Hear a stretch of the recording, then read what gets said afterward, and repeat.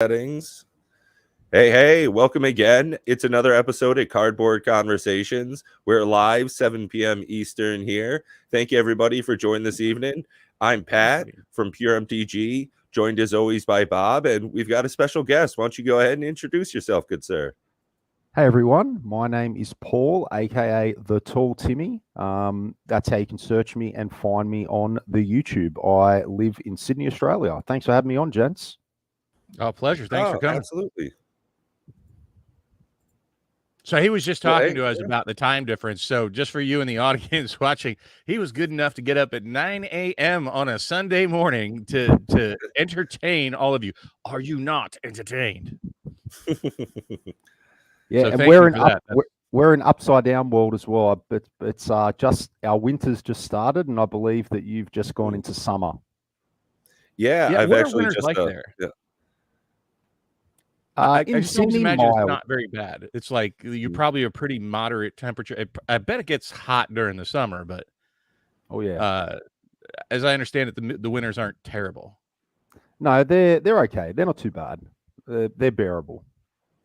More rain than snow for sure, I'd expect. Yeah, definitely more rain. Yes. Not much snow here. But you are the heart of where, that part of the world, you and New Zealand, all that, where Flesh and Blood started. And as I understand, that's your forte. Can you tell us a little bit about your interaction, not just with Flesh and Blood, but with the Flesh and Blood and YouTube audience? Can you talk a little bit about what you do in the Flesh and Blood community there? Yeah, sure. I got into Flesh and Blood in May of 2021. So just going on 2 years, and pretty much the same day that I bought my very first pack of Flesh and Blood was the same day I started my YouTube channel, the Tall Timmy, which is a Flesh and Blood focused channel. I originally started playing TCGs as a very small child. The grandfather, Magic, played... I think it was just before 5th edition came out, and Mirage and that era. So played as a very, very young child. During the sport card hysteria, that's how I got into Magic. I collected basketball cards, and one day when I was walking into my local store to buy some cards, there was a store manager and another young guy playing a game on the counter. Hello, do you have me? Yeah. Yep. Oh, okay, great. Yeah, and I saw Magic being played. I was very young, and I was just like, oh my gosh, this looks amazing. So I got into it, and then probably like about 18 months later, the sports card industry just totally crashed. I think that was a worldwide phenomenon, not just exclusive in Australia. And all those little mum and pop card stores, most of them in Australia went bust. So I was very young. I was still in primary school. I didn't have anywhere to play. So I stopped playing Magic, and I stopped playing Magic for 16 years, and predominantly played a lot of Games Workshop games during that hiatus. And then in 2013, I re-entered into Magic, and I played Magic very heavily from the start of 2013 all the way through to probably the start of 2019. And really heavily, I traveled to America to play in a couple of GPs. Wow. I traveled to Hong Kong. I played a lot of Magic during that when I re-entered the game as an adult. And then I stopped playing around 2019 and had a little bit of a break of TCGs, and then came back into Flesh and Blood in 2021. So I mean, and you've been stuck with it ever since, huh? You just can't give it up. No. I'm really enjoying it. It seems to me like people. I made a video a couple of years ago about revolving door, why we leave, why we come back. That seems to be endemic in the TCG space. But are you still involved somewhat with Magic? I mean, I assume you still have somewhat of a collection. You probably, at least peripherally, pay attention to what's going on in the world of Magic. I'd like to say I did, but no. Wow. I completely exited. I sold my collection. I sold my collection around, I'd say, January 2022. Oh, that's a good time. Yeah, it was. I was quite fortunate. I sold my whole collection cards that I'd had since I was a young child, right up to as an adult. And then, I haven't really paid attention to it when I sort of got out of MTG, and I'm happy to talk about that too. And I just sort of really stepped away from it. And it's not like there was much going on in Magic anyway, locally or internationally, that I was interested in. That was one of the main reasons why I left the game. And do you prefer Paul, or do you want to be called Timmy? Do you have a preference for this evening? Well, I don't mind. Whatever's easier. Paul's my real name. Yeah. You can call me that, or you can call me Timmy. Doesn't matter. Perfect. Hey, Timmy. I'm Matt. Yeah. Hey, Matt. Good to meet you. Or Paul. Either one. Whatever you want. Yeah, sorry. Excuse my tardiness. Paul Timmy. That's also on a different work schedule. Yeah, he lives in America, but it's a different operation. Matt, what time do you normally go to sleep? It's morning for him too, even though he lives 20 minutes away from me.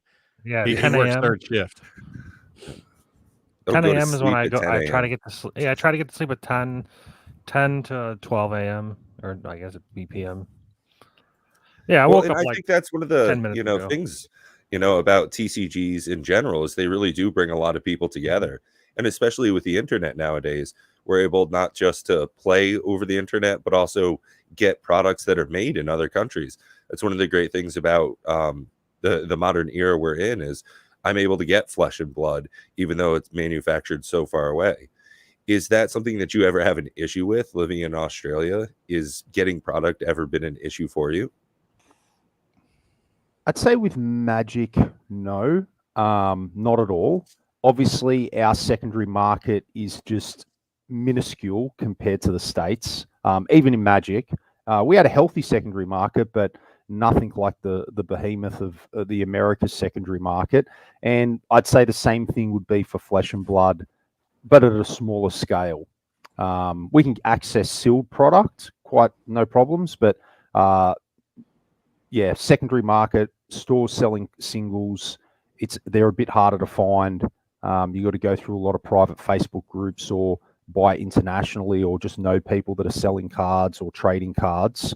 But in America, there's a much bigger, healthier secondary market for Flesh and Blood, just due to the nature of the player base. They've got a much larger player base. Well, sure. I'm hearing that Flesh and Blood is getting a real thirsty market in Japan right now for at least singles, that they're trying to plus up their inventories, I guess, in preparation. Yeah. What I'm understanding is maybe they don't print Flesh and Blood yet in Japanese, but they're going to soon. If I'm correct. Yeah, correct. So the game had, I guess you could call like a soft launch into Japan at the start of the year. A lot of stores were able to buy through distribution and get English cards, and they've really just been ramping up and building up their inventories. Like you said, I know a lot of people that have stores or have online stores, and a lot of their customers at the moment are from Japan. So there's huge volumes being sold into the Japanese market, and there's a lot of stores in Japan, even great former like MTG Hall of Famers and pros like Shodo. He's opening up another store that's going to be dedicated to Flesh and Blood. I think that's happening in the next month or two. So there's a bit of a momentum building over there for the game, and they're having their first major event. I think it's in October of this year. It's called a Battle Hardened event. So they're having their first premier organized play event. So yeah, it's taken off. It's definitely taken off. I think it's a game that the Japanese resonate with because obviously you probably know, to speak in Magic terms, they don't like Commander. Japanese culture is not typically ones to play EDH. They're definitely all in on the 1v1 competitive style TCG, and that's what Flesh and Blood can offer them. Interesting. I didn't know that the Japanese didn't really enjoy EDH that much. No, it's not really a thing over there. Do you think that they would also have sort of a distaste for Ultimate Pit Fighter as well? Yeah, I don't think you'd see many people in Japan playing Ultimate Pit Fighter, to be honest. Yeah, that's the Flesh and Blood multiplayer format. It's quite play new. That. Yeah, it's kind of new. It's not great. I tried it. I didn't like it that much. Yeah, I didn't play EDH or I wasn't a fan of it in Magic, so Ultimate Pit Fighter's not for me either.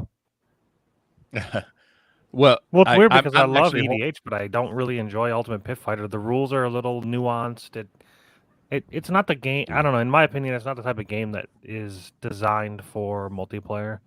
There isn't many cards that reference multiplayer. You can't really affect this. It's just not the same. Goes and checks the prices.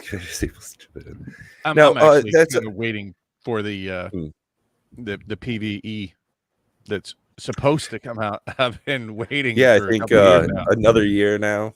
Yeah, I think it's going to be next year. Look, PvE is going to be really fun, but I definitely don't think people should think of PvE as like Flesh and Blood's messiah. At the end of the day, the creator created James White to be a 1v1 competitive card game that you play in your LGS. That's the core mission. So their core mission is continue to bring out sets that support that and bring out sets that can provide strong limited play. Are they going to like invest time and resources into PvE and launch it next year? Yeah, most definitely. But I think there's a little bit of misplaced hope, I guess you could put it, in from some of our more casual communities in Flesh and Blood. The PvE might be this like great savior of, casual play in Flesh and Blood, where I'm not confident that's going to be the case. Well, I was hoping for it to be very good because I played Flesh and Blood in my group, and when I first found out about it and I started getting into it, I bought boxes on boxes on boxes, opened a ton of stuff, did sealed. But what ended up happening is my group decided that they'd rather just play Commander, and that Flesh and Blood was a fine game. But the fact that it's one-on-one and the multiplayer wasn't that great, it didn't take over the group. And at a certain point, I invested, hundreds of dollars, so close to maybe well over 1,000. On a card game that we don't even play anymore. So I haven't played Flesh and Blood in, I don't know, well over a year because my group just would rather play Commander. And it's a little unfortunate because I got all these cards and I do like the game, but I just don't play with anybody. I was hoping the PvE would start change getting more games then, yeah. I think PvE will definitely change that for your group. I think they're very competitive casual people. No, they are very competitive. That's the funny thing is I'm actually very competitive. But it's strange that I'm not very competitive 1v1. I'm very competitive in a group. I don't understand. I don't know. It's been a while since I used to go to, Friday Night Magic, and I used to go into the tournaments. I drove down to Columbus one year and I went into it was like a well over 1,000 person tournament, and I did pretty good. One misplay actually ruined me from being in top 32. But it happens, but yeah, it's been a while since I've actually been that kind of competitive where I'm like wanting to go to a tournament or something like that. But I do play in a league every month, and I'm one of the top 2 people that plays almost every month. So I don't know. What format's that? For Commander, actually. Yeah. Okay, cool. This month we're doing Two-Headed Giant, which is very interesting. The rules are different. I mean, obviously you have a partner, but you take your turn at the same time. It's very different. I mean, you play cards that like you would probably never play in a normal game, like Scheming Symmetry, 1 black. You choose 2 players, and you each go to search your library for a card and put on top of your library. In a normal game, you really wouldn't ever want to give anybody else a tutor, but in this, you just choose your partner and yourself, and you go get the tutor for both. I mean, it's normally an unplayable card, but in this format, it's great.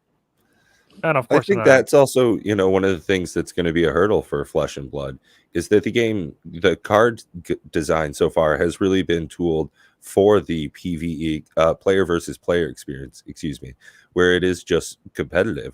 There's not much where you would be able to aid somebody else.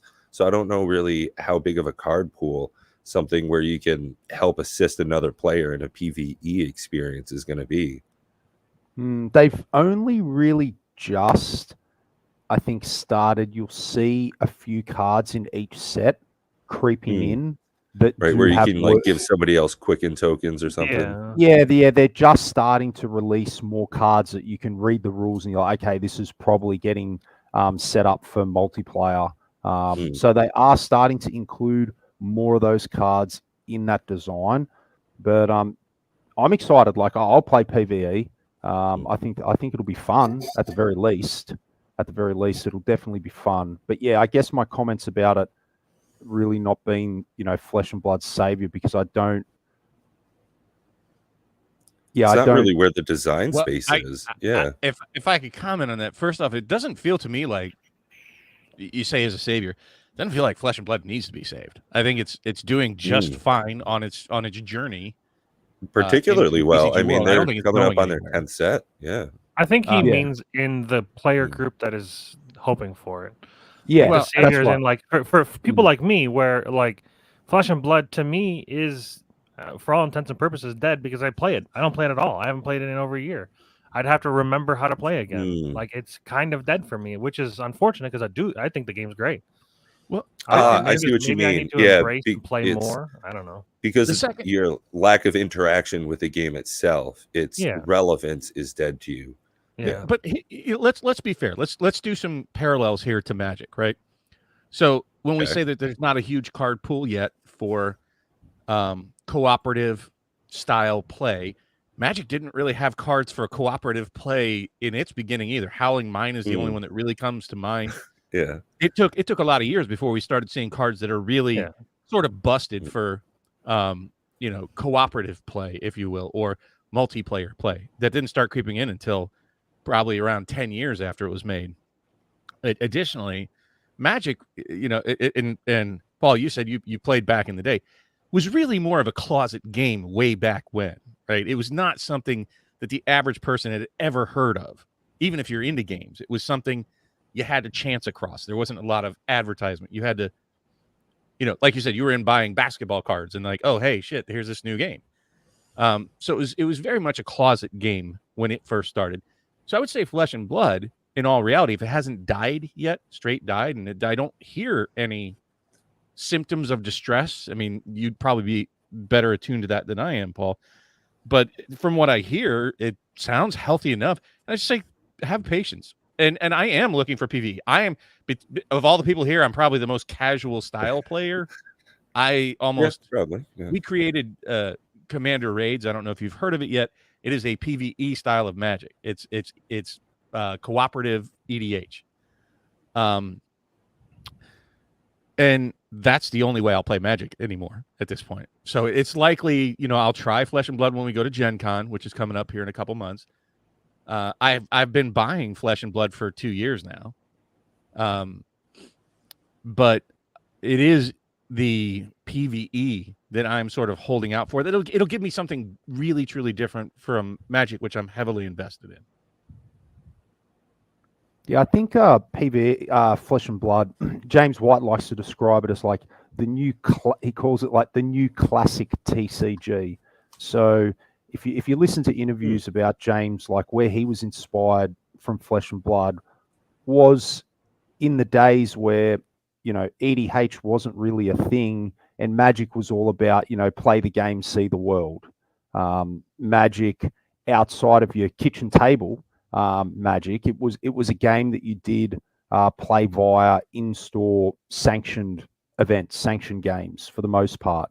And they had great OP systems, and whether you were involved as a TO or a judge or a player, it was part of, I guess, the lifestyle of playing Magic that you traveled around to these tournaments, and that's where WotC pumped all their resources into, whether it be coverage or set releases or set design. It was all about draftable sets, 3 Pro Tours a year, Worlds, big Grand Prix, Friday Night Magic, Pro Tour qualifiers, all the Magic Online mocks. Like the whole game was geared around that tournament style competitive game. And that's how, for the most part, if you wanted to engage in Magic in its, I guess, the form in which WotC intended, that's how you had to engage it.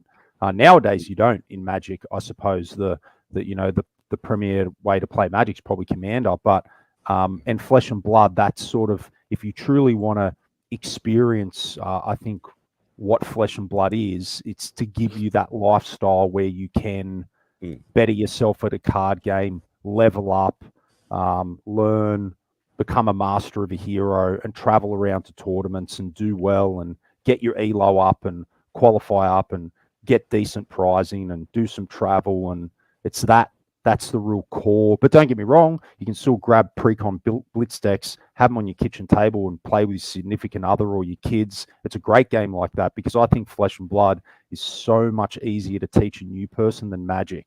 I like to compare it to Magic is a lot harder to learn. Like if I was to get two people off the streets that had never played a TCG before, I could teach them Flesh and Blood a lot easier than Magic. So I think Magic is a lot harder to grasp for someone that has no background than Flesh and Blood. But I think Flesh and Blood's depth of strategy and mastery is a lot deeper. Easier to learn, but harder to master. Whereas Magic, I think, for the uninitiated, is there's quite a lot going on in a game of Magic due to the board states and such.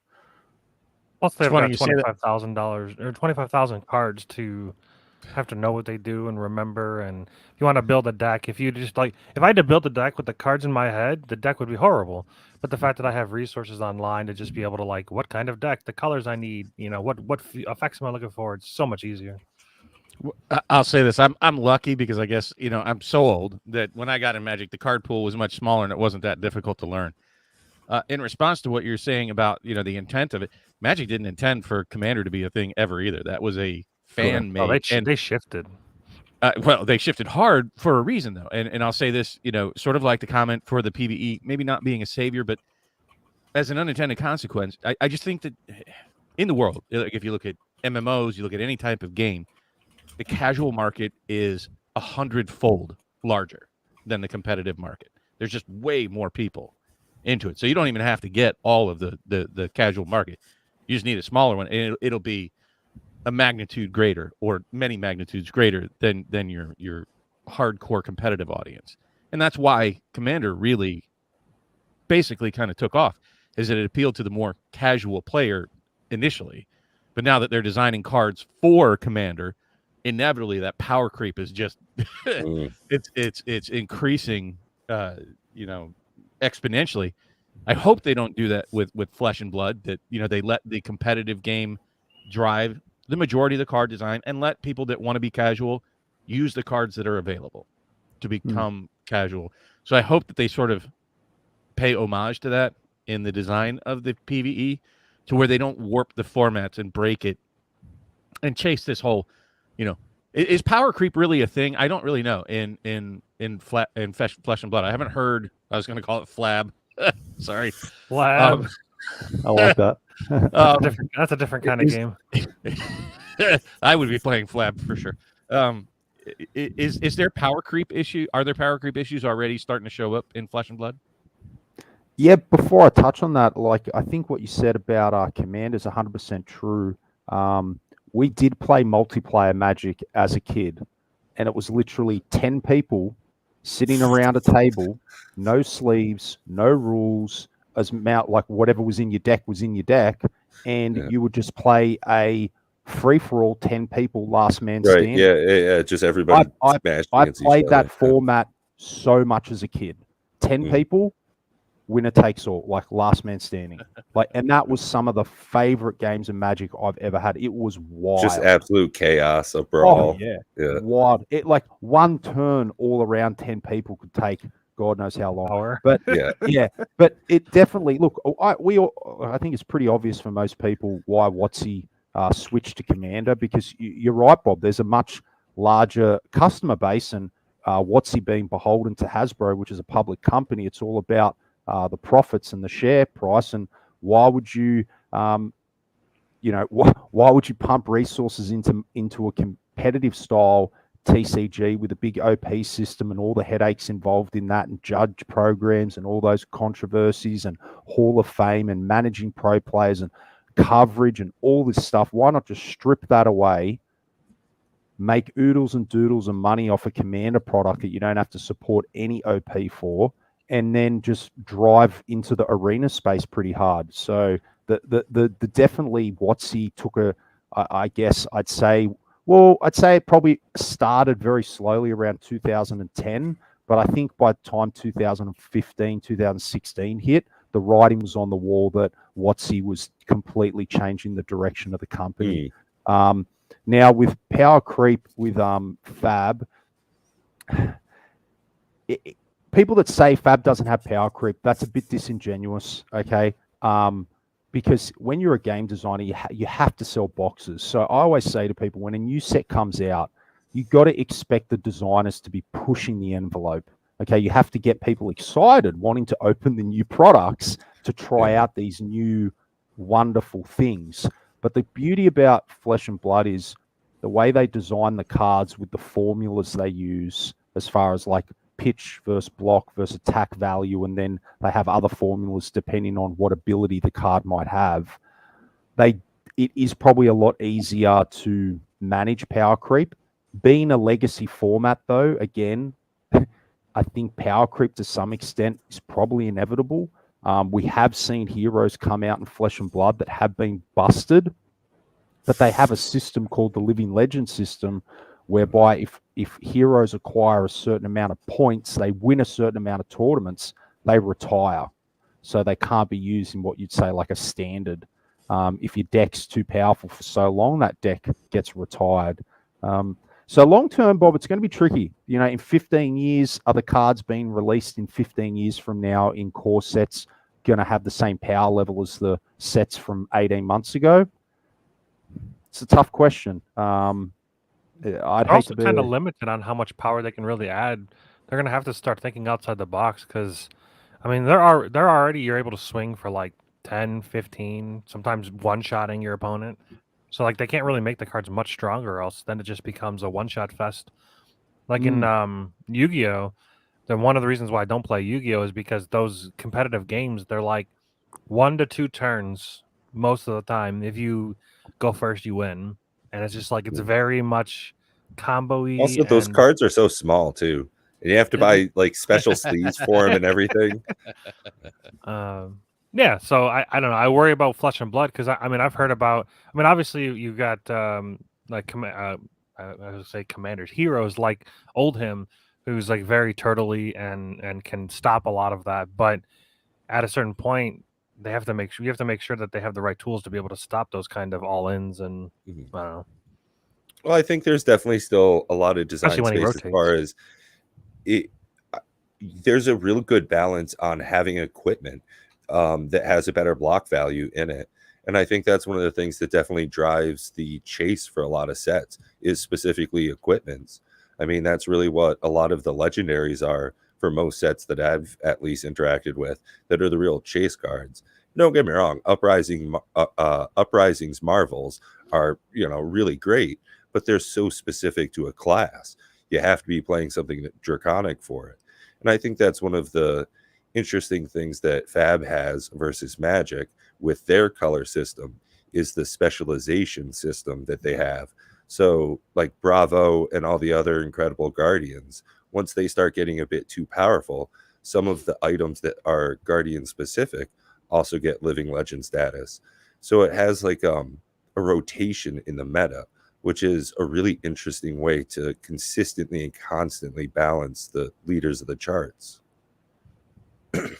Well, I think they do a lot of good things in Flesh and Blood when you compare it to Magic. Just from a pure collector / investor standpoint, I haven't said anything negative about James White, and I'm always bashing Cynthia Williams. Cynthia Williams and Chris Cox and everybody. Like, it just feels like James so White easy, is all right. truly attached to the game, and he cares about the game, and he's looking at it not just from a player perspective, but he's also cognizant of the collectors, of the investors. It is truly a collectible, tradable card game, and it feels like Watsy's just milking the cow, and like basically like, hey, let's slaughter that golden hen for some dinner. A great example of that, Bob. There was a video of James White playing Flesh and Blood, and the other person had hard sleeved every single card in their deck. It was like, it was a giant stack. Have you guys seen the video of that? That just sounds like a meme. Have you seen that before? But I mean, just two real quick things. I love, if anything, the one part that he got so right that Watsy gets so wrong is more transparency.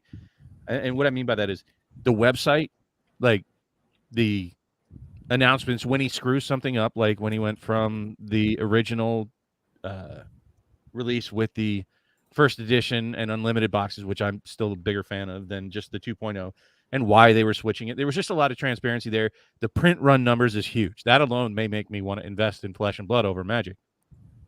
It's just a transparency, and it feels like he's more in touch with the player base and the buying audience than Wizards is. I don't care how big a company gets when you feel that disconnected. Cynthia Williams was clearly reading like the wiki page during the fireside chat, and it just doesn't feel like you would ever catch James White in that corner. No, don't be like I don't want to like harp on Watsy too much, but I'm sure there's some great people there. And even if some of those people had the best intentions and really wanted to maybe change certain things within the company or game, they probably wouldn't be able to. Okay, it's too big of a behemoth, and again, it's beholden to Hasbro. Whereby, That's a good point. Yeah. James White, like he created Flesh and Blood. This is his baby. This is more than just a business for him. This is his everything. He started developing the game, I think, around 2011. And the game turns 4 years old in October this year. So to get through COVID, to get through all the logistical issues and launching a game in the TCG space, which is nigh impossible. How many TCGs make it to year 4? How many TCGs make it to year 5 or 6? I'd say not even 1% of the TCGs that get released. So I think it's a miracle. I think it's a bit of luck. It's a bit of a miracle. Again, can the game die? Sure. I think any game outside of Pokemon and Magic could potentially die. But I think it's in a healthy enough space that I think it's definitely going to last. I think James has got enough business nous and enough passion to keep driving the game forward. And mind you, I think the Legend Story Studios team, that's the publishing company that makes Flesh and Blood, they've only got about 40 staff. I think they're ramping up over the next 12 months to probably get about closer to 60 staff. So they're still growing. They're very small. But when they're small like that, it has their advantages where they can pivot quite close, quite easily, and they can have a more intimate relationship with their customer base, which is very clear to see if you follow the game. Whereas I think in WotC, it's a little bit harder to do that. I'm going to disagree with you because I love doing that with guests. I think that any game can die. I think as a matter of fact, we just discussed that last week. I don't think Magic can die. I 1000% disagree, and I could point to so many things over the period of human history where they think things are too big to fail. They even made a movie too big to fail, and it's just not true. Anything can die. Like bad enough direction, the Titanic can sink. Yeah.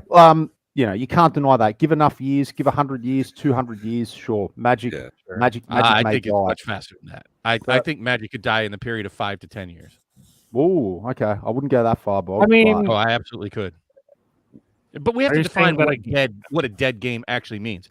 Like I still have cards from, you probably never heard of it, the Middle Earth collectible card game. Lord of the Rings came out in 2005, or I'm sorry, 1995 from ICE. I still have 2 sealed original alpha boxes of that sitting up on my shelves. And it's not dead. They get together in Germany every year and they have I can't remember what the lure of the con or something like that at Spangdahlem. I can't remember, somewhere over in Germany. You get to go spend a weekend getting drunk in a castle playing Lord of the Rings, right? So that's a dead card game. So is World of Warcraft. So is Star Wars Destiny. But what does that mean? Because there's still people that get together and buy them. And so if you're saying dead completely, like everybody throws their cards in a garbage can and sets them on fire, no. But dead to me is when it stops production. And I certainly think that it could become unprofitable enough within 5 years. Easily. They make enough bad decisions. I think if they stay on the course they're on, it'll be dead in 10. Like they'll just stop making it. The reprints are just killing it. They're draining all equity. And the players mistake themselves when they think that they're going to keep a game alive.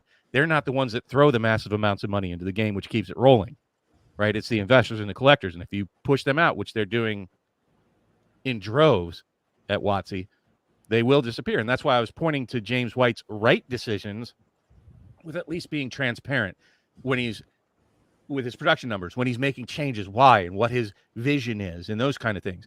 In WotC, there is no genuine word that comes out of any of their mouths. Like that's been apparent, I think, in spades over the last 2 years. So kudos to you, James White, if you're watching.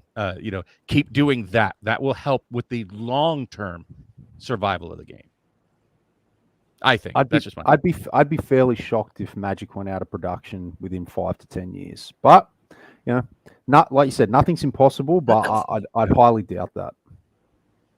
Paul, what is your thoughts on the 2.0 Flesh and Blood swap? Do you like that better, or do you like the initial printing? I think it was very ambitious that James White tried something quite different with this first edition and then unlimited. I think it's good. I'm always up for companies trying new things, but I think going to a single set, in my opinion, if you look at it from like a grand scale, as far as like management, because the 2-set model affected everyone: distributors, stores, players, collectors, secondary market. It was so hard to manage on all levels. I think they tried it. In some ways, it was good for some people that make up the TCG Flesh and Blood community, but I think for the vast majority, I think moving to a single set release is probably a better option, in my opinion. I'm not entirely sure I'm 100% okay with how they've, how their distribution model is within the new boxes, okay, as far as like Rainbow Falls to Marvels to Cold Falls. I don't know. I think that could probably be optimized a bit better. But I think I'm a fan of the single set release. Yeah, I think that's a positive thing. So, do you think that they would ever go back to either a special edition or a collector's edition? Do you think that that's something that James White would want to indulge people in, a separate product line? They have a pretty slim set of SKUs. It's pretty much you get the Blitz decks or the box of Blitz decks, and then you get just Flesh and Blood 2.0 as a single series box line now. So do you think that they would ever add in more to that? They could. It's possible. I wouldn't rule that out. I'm just old-fashioned. I like things simple.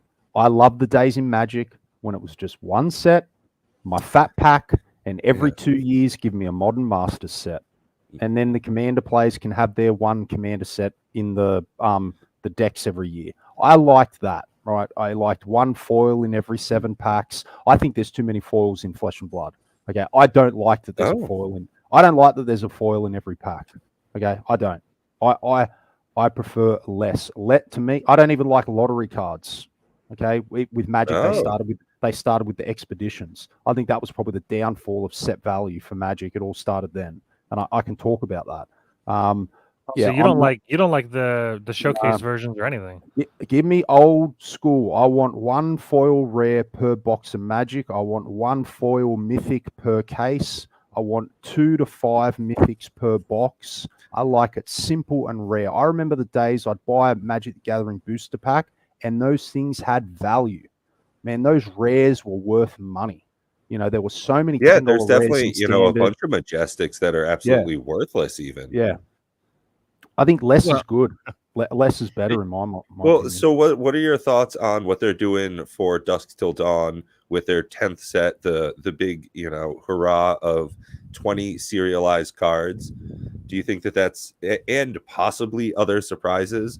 That's one of the things James White loves doing, is stuff like that. But do you think that that's a good thing to do, or just a little indulgent for themselves? I think it is a sale. Obviously, they're doing it for sales, right? They're a company; they have to make money. Okay, let's not beat around the bush here. And if they're gonna increase profits, because I want the game to be successful. Okay, even though I'm like a TCG boomer and I'm old-fashioned with some of my views, I do want Flesh and Blood to be. And if all their peers in the market are all chase cards, and chase cards are now the norm that the most of the consumers expect, because I'm not your average consumer, then okay, sure, you've got to put these 20 serialized cards in. But my heart, if you like to be truthful and transparent, I probably am not the biggest fan of that. Purely and simple because, you've probably heard this saying, when it comes to a box of TCG cards, the value's got to go somewhere. So if you have chase cards, lottery cards, all the value in that box gets sucked into those items, and most of the other cards are left out to dry. Whereby if those cards don't exist, then your regular staple mythics, majestics, foil rares, foil mythics are going to command more value. So you might not have your big $500, $1,000 card that you can open, but you're going to have a lot more cards that are worth more than $10, $15 in each pack. That's the way the maths plays out. So, but again, the people these days, they don't want to hit a $10 card. They want to hit a $1,000 card, and they'd rather just have the rest of the cards in their packs be junk, I'm almost going to, it's a very thought-provoking thing that you just came out with. And if we had to map it out on an actual thesis, it'd be pretty in-depth. But that's all predicated upon the idea. You say the value has to go somewhere, on the idea that people would be spending a set amount on Flesh and Blood regardless. But what I would argue is that by having the 1-of-1 ring, the 20 serialized cards, you're going to get additional sales that you would not get otherwise. Meaning that, yes, more of the value is being, if you want to call it, taxed on the other cards. There's the premium tax, if you want to call it that. If you're going to put $1 million card into it, the rest of those normal mythics probably won't be worth as much just as a byproduct. But I would argue that you would probably have a smaller percentage of sales. I don't know by what degree, and it probably depends on each set to set, and I don't know how you would ever track that.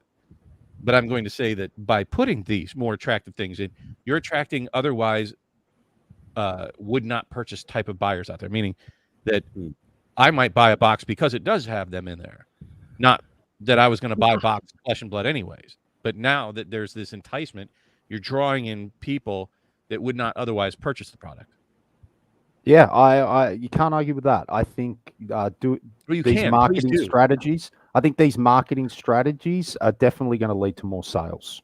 I think you're right. It opens up much wider, intake of potential customers to purchase the product. So for their bottom line, it's definitely a favorable thing to do, and I want the company to continue to be successful. So I'm not going to completely go against that decision, but again, just to be transparent, I'm pretty old-fashioned with the way that I think these boxes should be constructed and what their content should contain.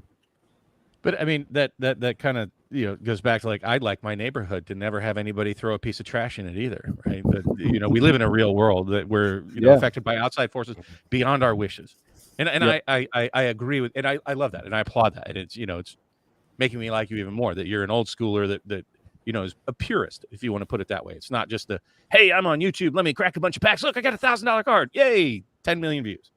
I get that. And I'm a gamer at heart, like all kinds of games. I play board games, video games, card games.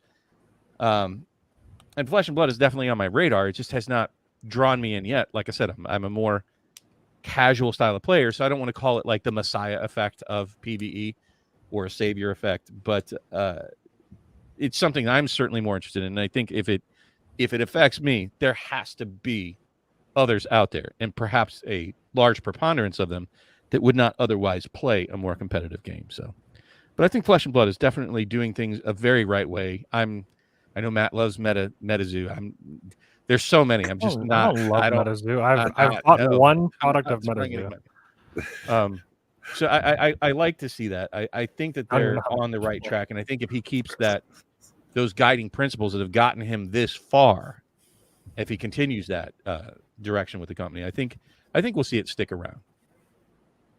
Yeah, it's I think it's no easy feat. It's such a unique business, the TCG business, and publishing cards it's tricky as far as managing art, print supplies, marketing, having an organized play system in place, managing rules.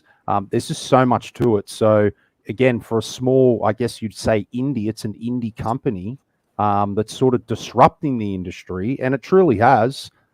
He's taken notice ever since Flesh and Blood came in and make a splash. So I think overall it's a net good for the industry, and we're starting to see other companies take notice. A big recent announcement was just in the last couple of weeks that Star City Games are now stocking Flesh and Blood singles on their online store.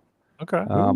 So to me, that's a big signal into the greater industry that when one of your biggest names out there has the confidence to back themselves and officially do that, I think it speaks volumes. And I mean, they're on TCG Player as well, too. So, I mean, that's huge. They've been on TCG Player for a while. Which is bigger for you, TCG or Star City in Australia? Is there a difference? I'd say either. Just because of shipping. I'd say typically most people don't purchase on TCG Player or Star City.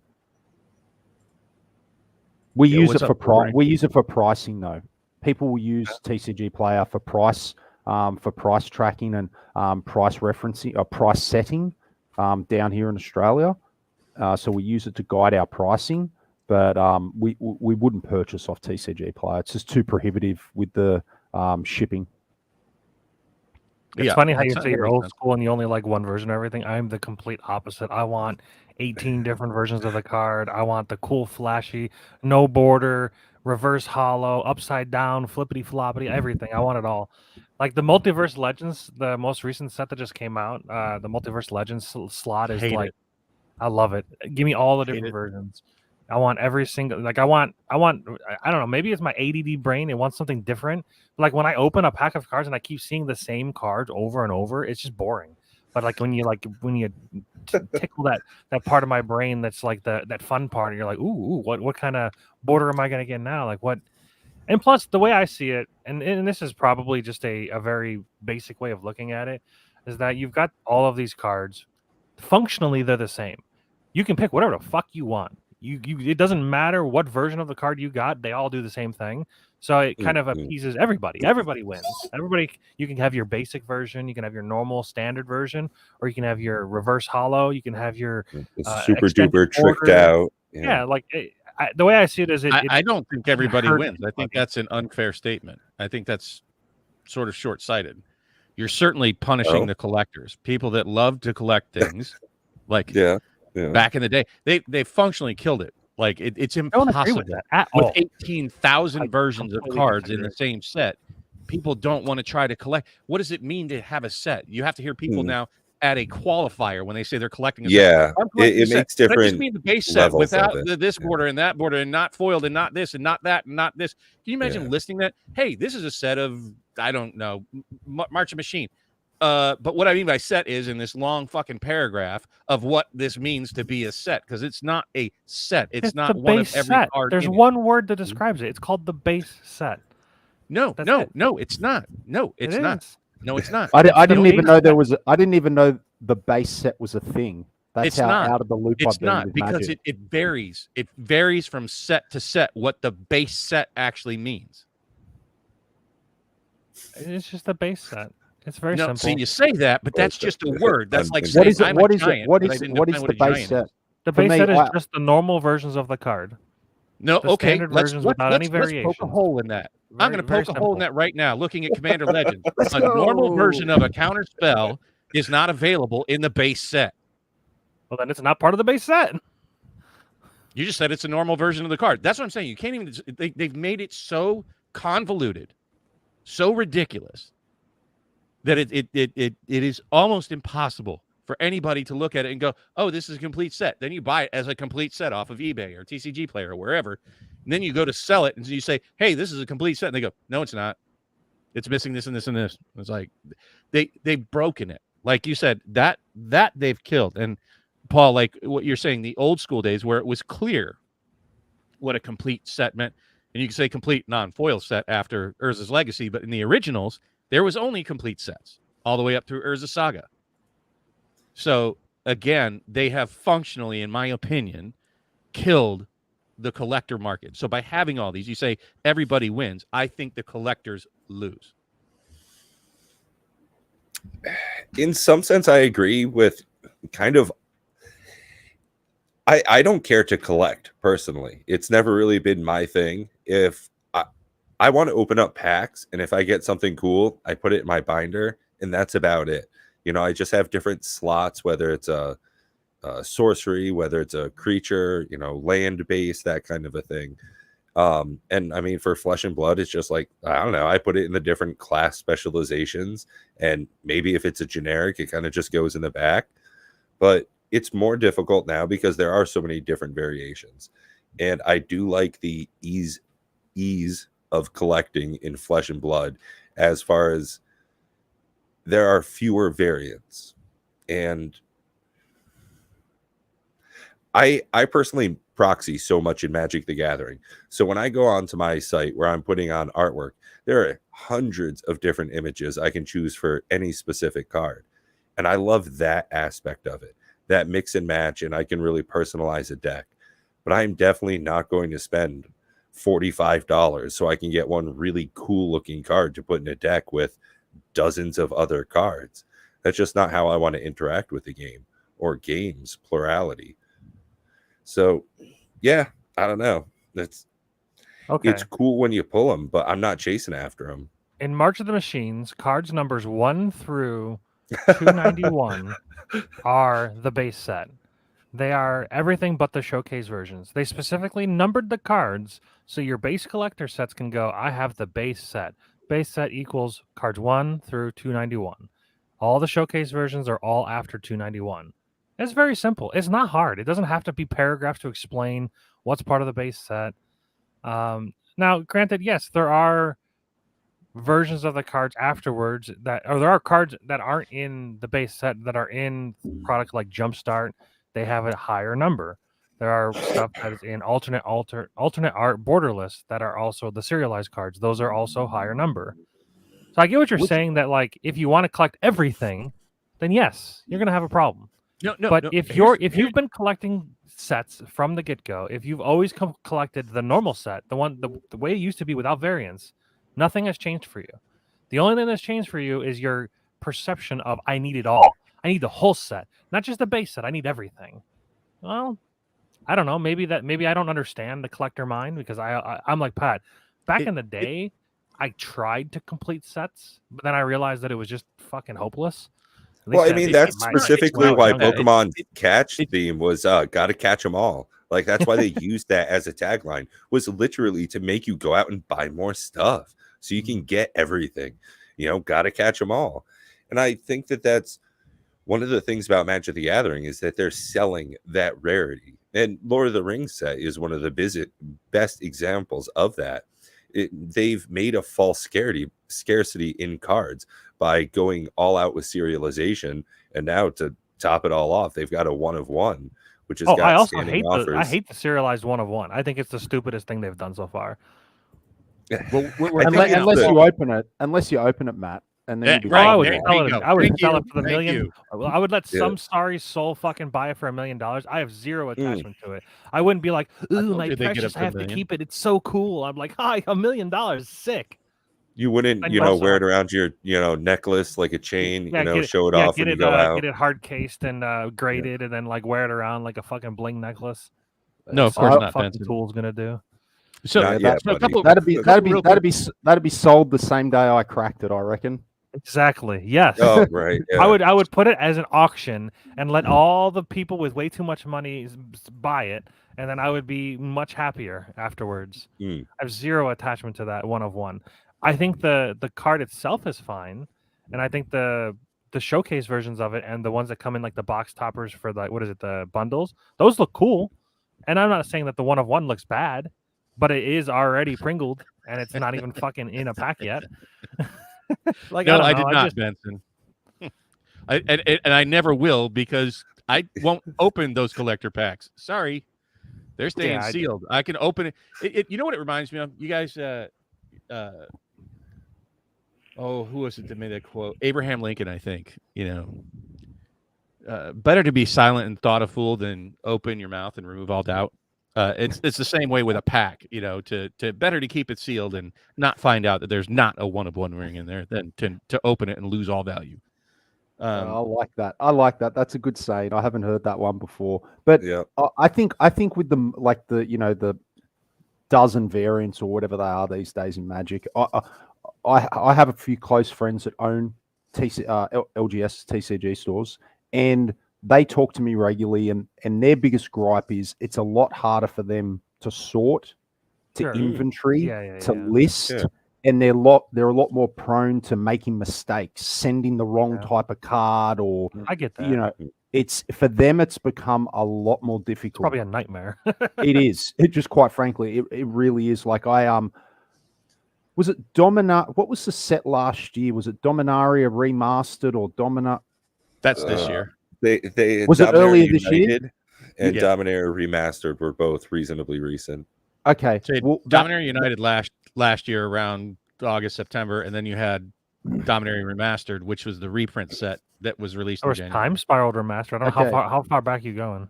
last year I opened up that Dominaria one. I went to my friend's store. He had a couple of cases, and he asked me to, just help crack them. And United, yeah. I had no idea how to sort these. And my friend who's been in the game a long time, he really, with certain variants, wasn't too sure. And that was the first time I'd opened Magic product in quite a number of years. And it just Felt foreign. It felt very uninspiring. It felt very, wow, I can't even, like, everything was shine. No, it just didn't feel special. The opening experience, my first booster box that I ever opened, like the whole booster box I'm talking about, not pack of cards, was for my birthday. I got a box of Mirage, and that is still to this day got such a spot in my heart, especially those Mirage lands. I think they're some of the best artwork you could find for a land in Magic. And fast forwarding over the years through, like, sets when I was a kid, right through Innistrad and all the sets that that came out after that, it always felt special opening Magic packs and Magic sets. Like, it really did.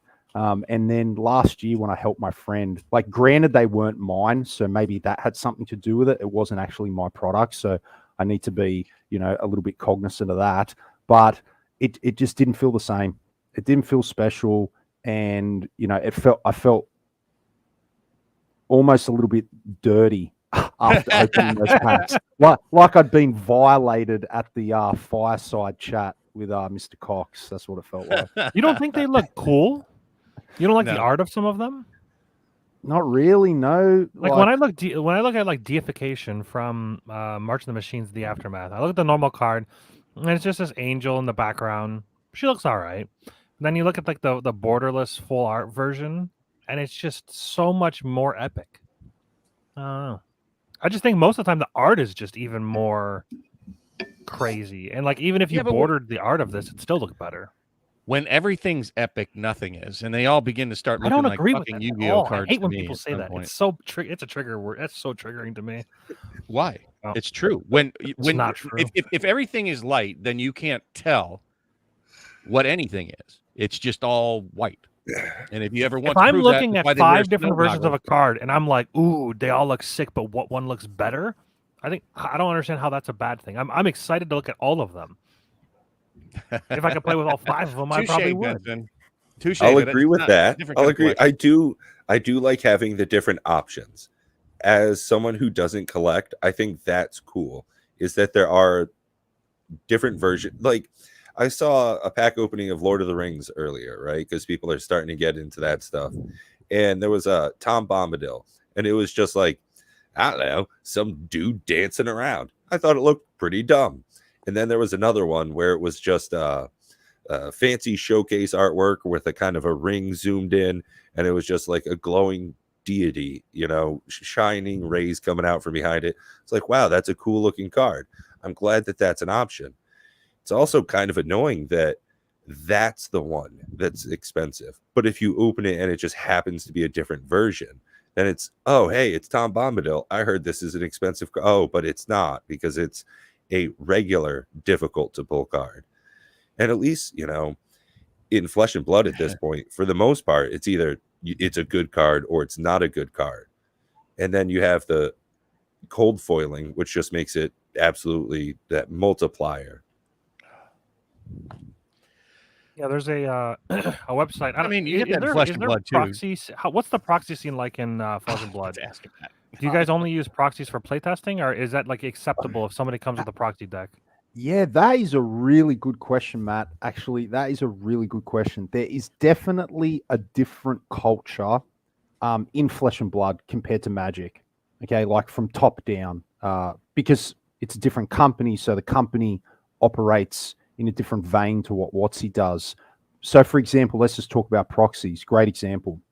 I could go to an armory night, just like an F&M for Magic when they were around, and if someone sat next to me and presented their deck and a dozen cards were proxies, like literally just bits of paper stuffed in a sleeve, no one would have a problem. And it's actually acceptable from the store owner down. I remember, back 2014, 2015, if you went to an LGS and played an F&M with a proxy card, you were just, that was like, you have committed the ultimate sin, get out of here, you filthy person. Demon. Like you just yeah, exactly. It was blasphemy, right? Like you did not do that in Magic. Like the TOs had no patience for it. The store owners, your opponents, it was so frowned upon. In Magic, in Flesh and Blood, if you're playing like an RE level, like a rules enforcement level event, and you have to submit a deck list, sure, okay, you have to have the cards. But any sort of casual event, no. There's definitely this total acceptance that if you're still building your decks and you need there's a headpiece, Crown of Providence that might be $250 or $300, no one's going to bat an eyelid if you just want to print it out on a bit of paper and use it. That's good. I think that's healthy. Yeah. Because, I mean, those people that don't have that $250 to buy, they'll play, they'll get addicted, and maybe they'll save up and they'll buy it for real. I think that's, I don't know. I think from what I understand, Friday Night Magic is since they're sanctioned events, I think they are required to be the real cards, but maybe some store owners might be okay with proxies. I don't know how the logistics of the ruling is with that. Well, by the letter of the law, with Flesh and Blood, even at an armory sanctioned event, you're not supposed to have proxies. Okay. Yes, but there's no culture to enforce it like there was in Magic. Okay, in Flesh and Blood, it just doesn't have that culture. It's a different scene. It's a different mentality and a group of people that approach the game. And I've never seen an issue or heard of an issue playing in these smaller events with proxies. Not that it's really rampant anyway, but it's not an issue. That's because you're not in the U.S. We're dicks. I know you reckon it would be a problem in America? That's not true. In the local game store near me, there's a modern event that they do proxies. They allow it. We're all three here on this channel very much in favor of proxying, and I always have been. Yeah. Even though there's a website. I don't know if Flesh and Blood has one yet, but there's a website called NPC. Make playing cards. They make any playing card, so you can upload any art to whatever card you want, and they'll print it on cardstock and send it to you. They do their best to prevent you from like printing the back of the card, but the front of the card they don't care about. And when you sleeve up a deck, most of the time you'll never know. So if I were to print out an entire Magic deck, and if you don't pull them out of the sleeves, feel them, and look at the back of them, you probably won't know as long as I pick an art that is, real. But the reason why I bring that up, there's a website called NPC Autofill, and they have hundreds, if not upwards of 1,000 different versions of art that the community has made for these cards, and you can pick through all of them, and it's fucking great. I love it. Maybe that's why I love the variation so much, because I can go on the website and I can pick exactly the card that I want. I can print it out exactly how I want it.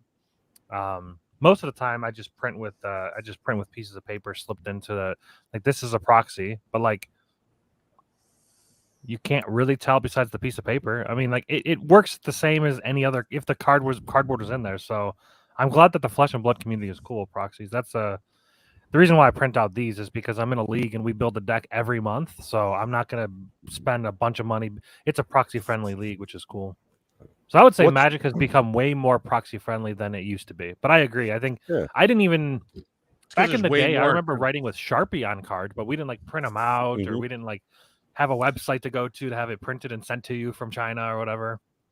I think it's way due to the fact that there's a way more casual audience by True. nature because of Commander. Like you're just getting more casual people involved in Magic than ever in the past. Before it was straight up punch you in the face, rip your teeth out, stomp your face in, and Hell walk yeah. away.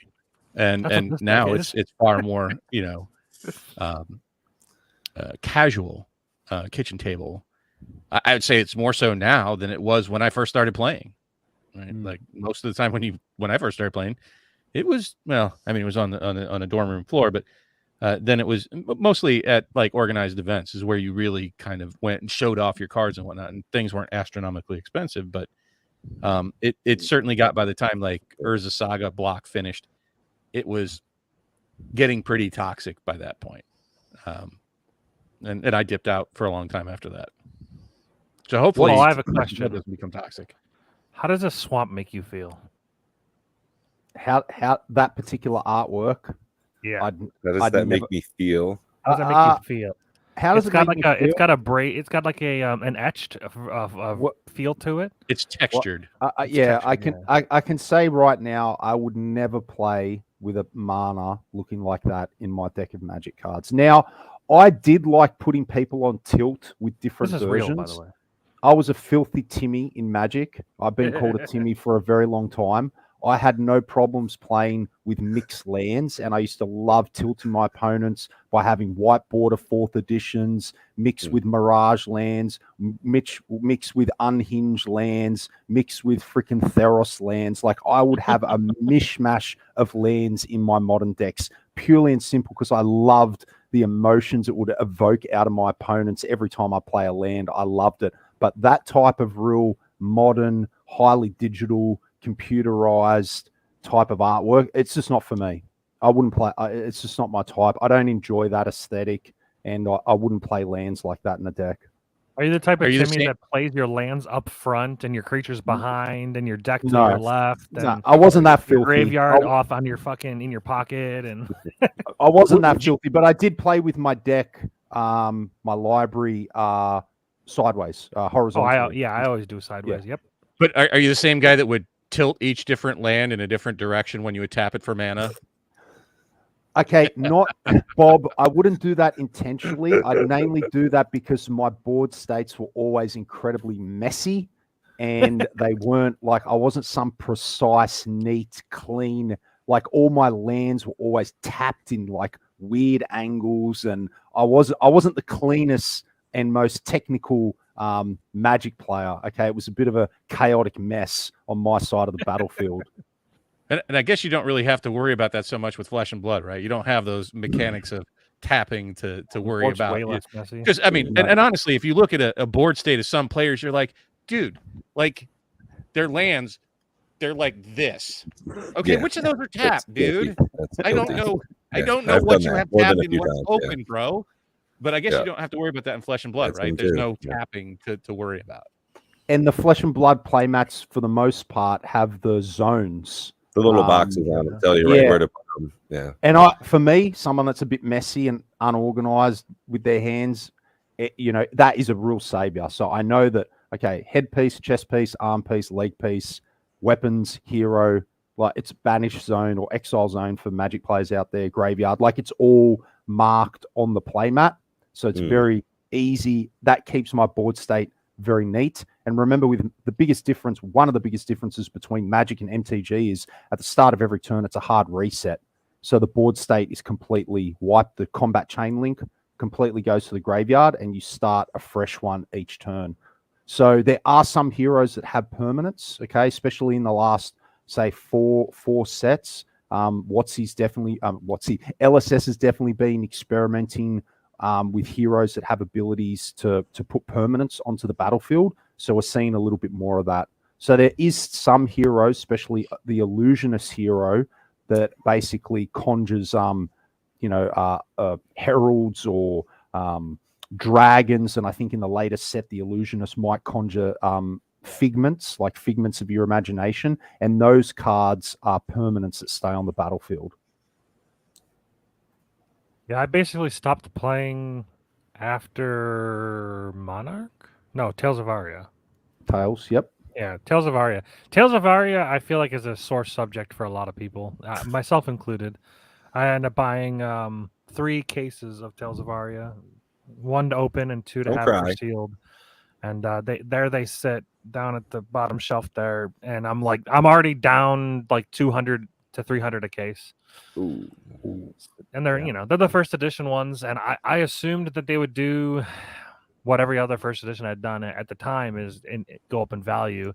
And I'm like, well, I'll buy some to open because it looked like a really fun to open, and then I'll buy some to have a speculation, I guess.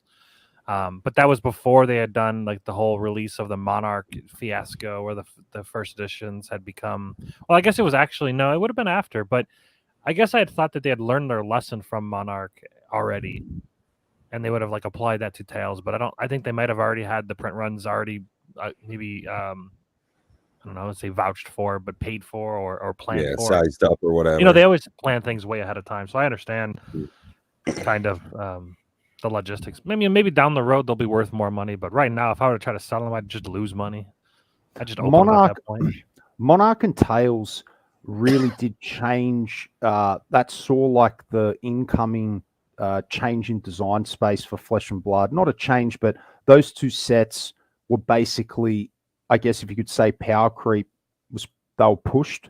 Those 2 sets were really pushed to the limits. So far so that 1, 2, 3, 4, I think 4 heroes in those sets have already been reached living legend status. Yeah. So they've been so powerful they've retired themselves out of the classic way to play the game. They just push the limits. So being a new game, you really have to, for the designers, like you got to give them a little wiggle room, and they're learning too. So as the game, especially in infancy, they are going to try new things, and people need to expect that certain sets are going to be broken. But unfortunately, they were pushed so far that I think it did drive a few people out of the game, if you're to be honest. But in the same vein, I talk about this a lot on my channel. I think some of those sets, to have heroes that are relatively high-powered and easier to pilot, is actually a lot better for the casual Timmies out there, because Flesh and Blood is almost its own worst enemy, whereby it prides itself on being this low variance, complicated game, which for a lot of gamers out there, real hardcore gamers that want to challenge themselves and like to back themselves as skilled people, Flesh and Blood affords them that. Okay, but games aren't fun for a casual Timmy, right? If there's hardly any variance. So people don't want a lot of variance in these highly skilled games. So they've reduced the variance and be like, okay, we don't have as much variance. There's, this is great. This is great for the game. And I'm like, yeah, it is really good. But at the same time, it's also a curse because, man, Timmies like to get lucky. When you have variance in a game, you increase playability. That's how you have playability, like replayability. More variance generally leads to replayability, generally. And having some of those heroes that are a little bit more luck-based, a little bit more inherently powerful, and a little bit more easier to pilot, I think is really good for the newer, more unskilled players, because they feel empowered and emboldened when they go to their events and they can pilot these heroes and they can, give it to the players that are relying more on the raw numbers. Yeah, I remember playing Briar when she just came out, when on release. We had drafted it and I played Briar and I'm like, this is wild. She's so strong. And then they end up nerfing. They errated her. She was too powerful. Yeah, well, you say errata, I say nerf. She's still very powerful though. They changed how the tokens work, I think. Is that correct? Yeah, it just means her embodiment. All they change is her embodiment of Earth tokens don't stack. So right. She could, you used to be able to stack them. Yeah. It was just too busted. It was far too busted. And she's still strong. very powerful. She's still very powerful. She's still How very is she in living hero. legend points? Is she doing all right? She's 2 points away from retiring. Oh wow, okay. She's on a nice set. So a couple more weeks and she gets to rest. Probably the next, the next one that she wins or does well, and yeah, she's gone. Yep. That's my girl too. So I'll have to find a new hero to play. Yeah, Briar's. Well, it's weird because Dorinthia at first was my girl, and I'm like, she looks good, she's fun. But then I found Briar, and I'm like, well, Briar is a monster. I'm like, oh shit. Yeah, she's very cool. She's very, very, very cool. I've been having a lot of fun with Dash lately. I just really enjoy like churning through my deck. It's fun to kind of like make stuff, and I'm a big fan of the steampunk aesthetic to it. So that's definitely right up my alley. Dash is. I love Dash, especially for newer players, because it is one of those decks that if you want to play, I guess the aggro, like hyper red deck wins sort of version of Dash, you can play that. It's very consistent. It's quite low variance and it's very aggressive. But the beautiful thing about Dash is if you like the hero a lot and you start playing it in Classic Constructed, the depth of strategy for Dash is like none other. It can become, it's like, how deep do you want to take this rabbit hole? And I love that deck Dash, because we not generally, but we recommend a lot of new people to pick up Dash. And we're like, play this deck. It's got some power. It's got some consistency. It's an aggro deck. You know, it's not too difficult to grasp. And then new players will grasp it and they're like, oh, that's cool. We learned how to play the game. We're now going to try a different hero that we like. Or you might get that odd person that sort of goes all in on Dash, has a little bit of a shared identity with the hero. And then they'll just, basically go all in on the numbers and really go deep on the strategy, because she is one of the few decks she can morph play styles. So depending on what hero you're versing and going into battle, you can sideboard her and play her in basically 2 or 3 completely different styles depending on what hero you're matching up against. And not a lot of heroes can do that. Dash is one of the few that can really play 2 or 3 completely unique ways. Like from full aggro to full hard control fatigue. Like you can have the same deck and go into battle and have one round where you're playing hyper aggro and then change your sideboard into round 2 and play full control, like blue-white control. I'm going to mill you out until the end of the game. Like it can do both. It's quite a unique hero where it's like, I can play red deck win style or I can play blue-white control style in the one deck. It's really cool. Now, some of the cards I got for my Dash deck were out of History Pack 1. Now, they're going to have white borders mixed in with the black borders. As a Flesh and Blood enthusiast, would that offend you? How would you feel about that? No, I love that stuff. Like I said, with my lands, I don't mind at all. White border, black border, mix them up. I actually think, what are your opinions on the white border cards? How do you think they look? I think they look fine. Yeah. I think they're fresh. Yeah. I think some of them, which is weird because I normally don't like white border cards, but I actually think some of them look better than the original, because you know how they have the art style, the borders on the side, not the borders, but the side things where they show like the ninja has like the sword along the side. When the border is black, that some of the detail can get lost in that. But on the white versions, you can actually see a lot of the detail, which is interesting. So I was like, I might actually kind of like some of the white cards, the white versions of them. That's a great set for people because it's a reprint set. Just if your viewers don't know, History Pack is a reprint set. So I think it was maybe the first 3 or 4 sets. First three, yeah. So first 3 sets, all the most playable cards, and it's a great set for people that are get into Flesh and Blood, that just want to build a collection on the cheaper and get those staples. The only concession is that they're going to be whiteboarded and there's no foils. So yeah, James is a big believer in reprinting, but he's been quoted saying he likes to make his reprinted versions, inverted commas, less desirable. Yeah, he wants to make them worse. Yes. But beauty's in the eye of the beholder, right? Sure, exactly. And I do like that reprint policy, because as much as I do like the reprints and I do like the variants of the cards and I like the showcase versions, I like all that. I do recognize the position that Rob has, where they are sucking the reprint, the value of the cards. They are going away. I mean, like, there's tons of cards that used to be worth money and they're worth nothing now. And I get that. That is a problem. I think they're overdoing it in those cards, and some cards still need it. Like Cavern of Souls. Cavern of Souls, for some reason, is immortal to reprints.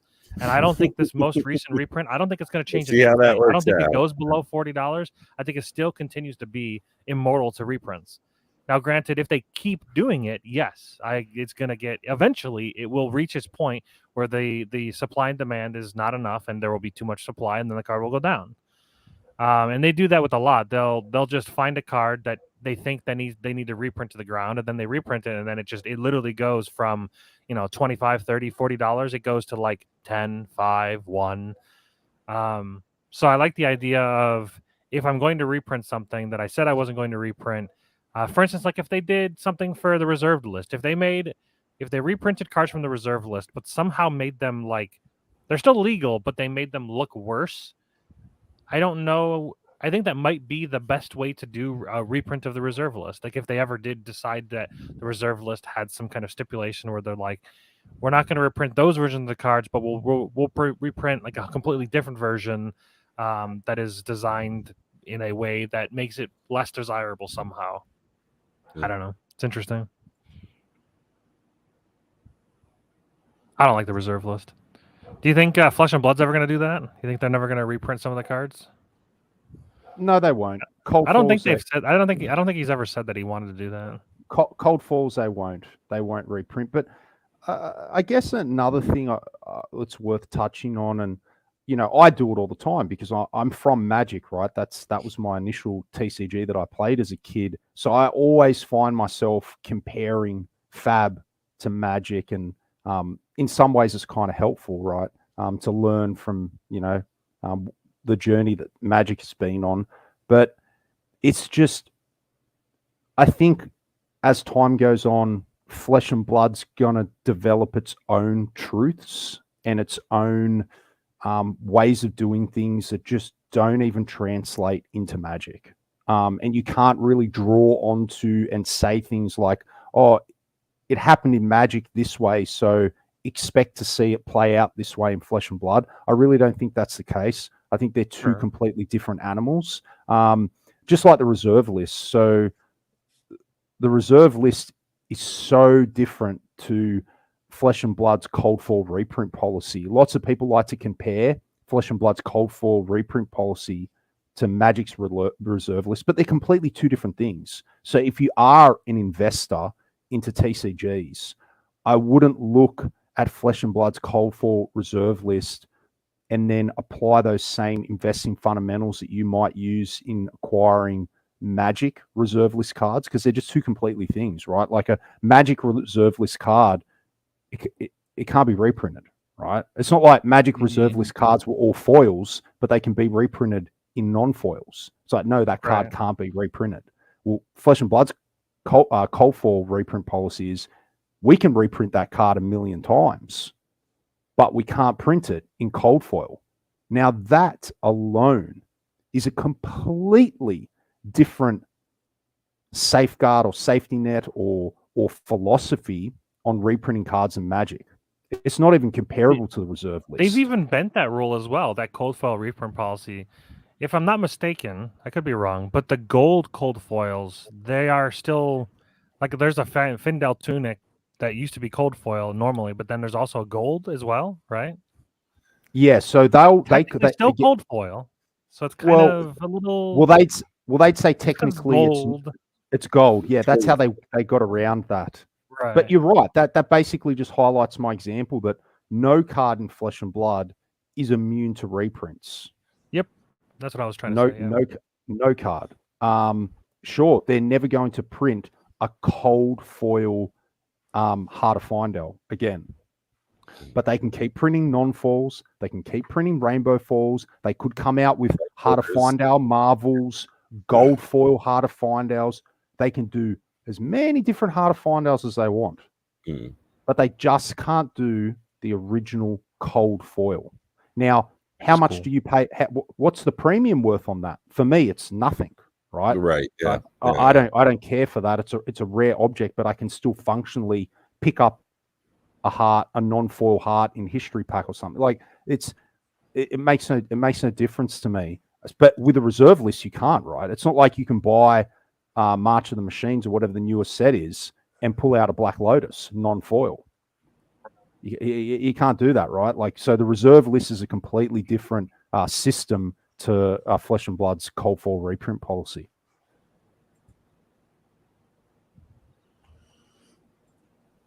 Have you seen the cold foil, the gold cold foils in person?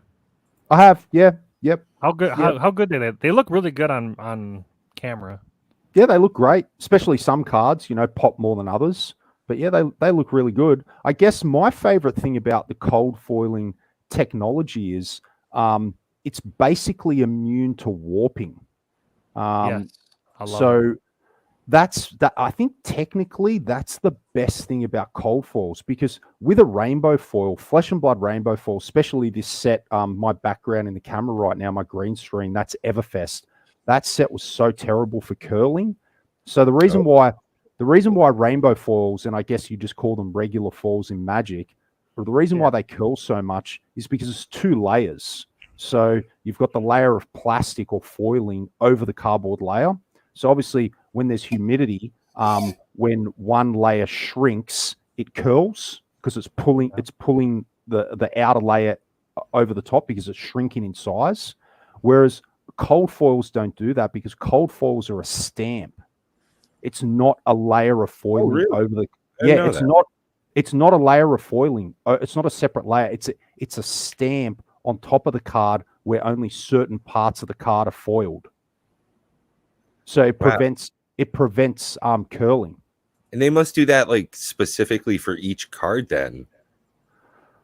I don't know if they have them on sheets, like cold foil sheets, and they go through the machine and just stamp them all at once and then randomize them as their card sorting. I'm not too sure the process, but yeah, that's how they're made in the printers, and that's why cold foils, I think there's a small premium on actually manufacturing. They're actually more expensive to manufacture.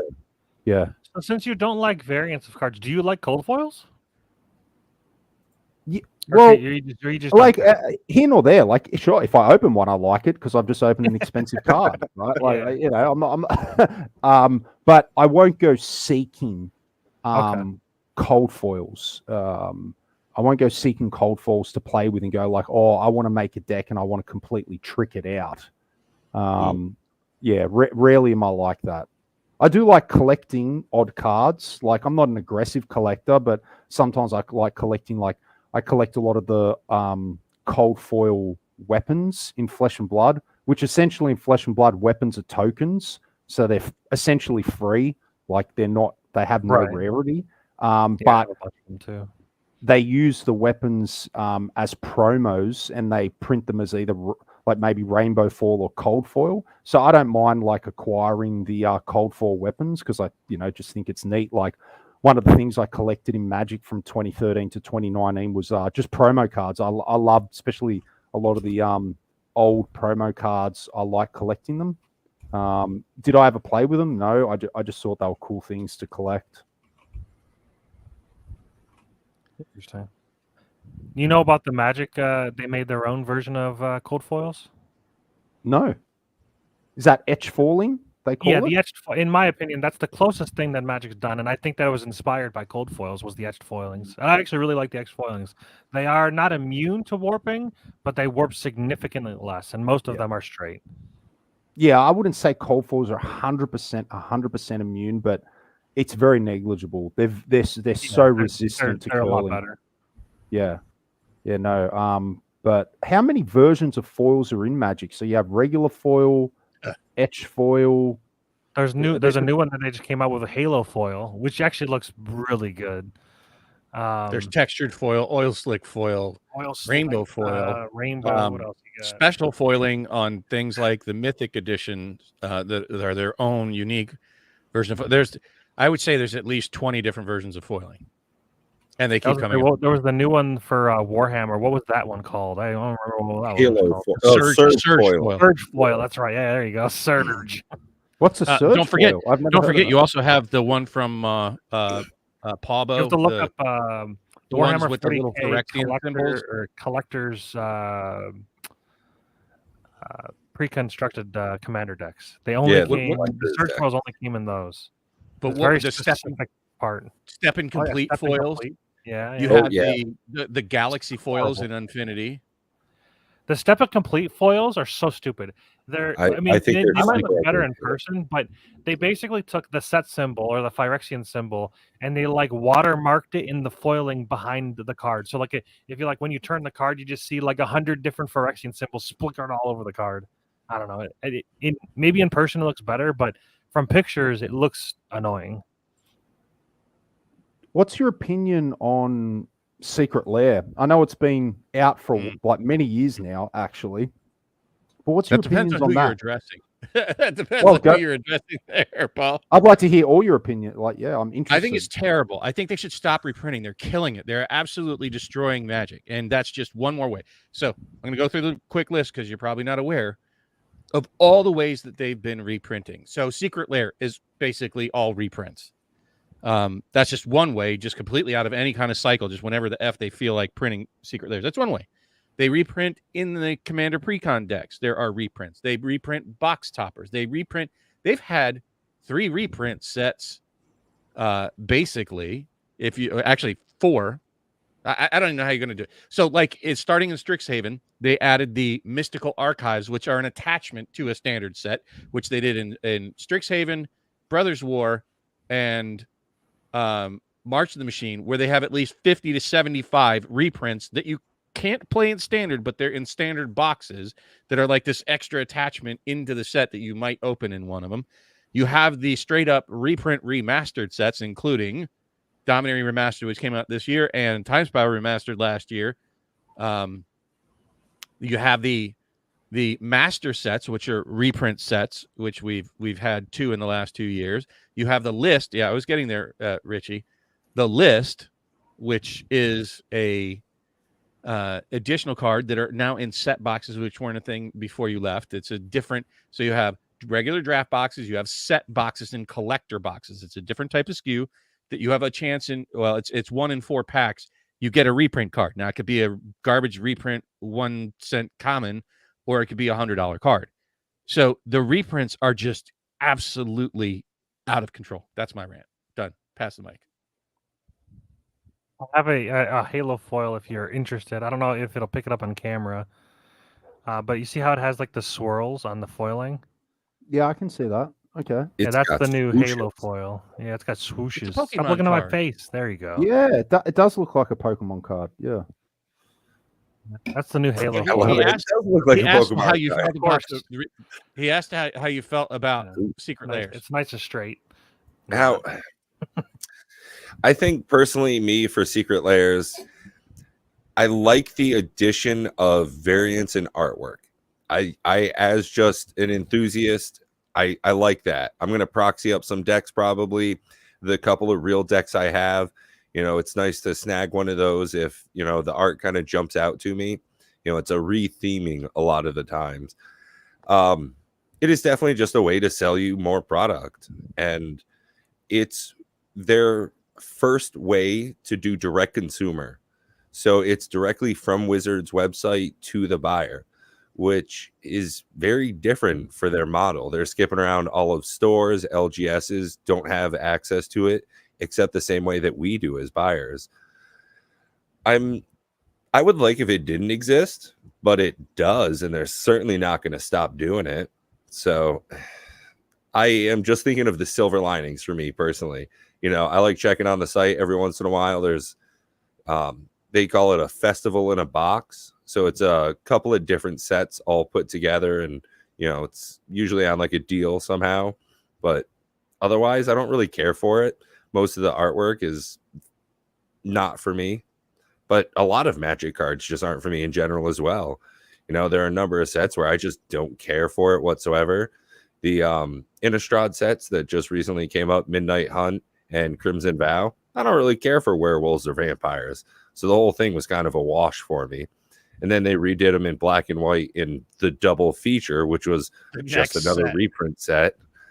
Yeah, so for me, honestly, Secret Lair, it's another sign that Wizards of the Coast is trying to sell more product.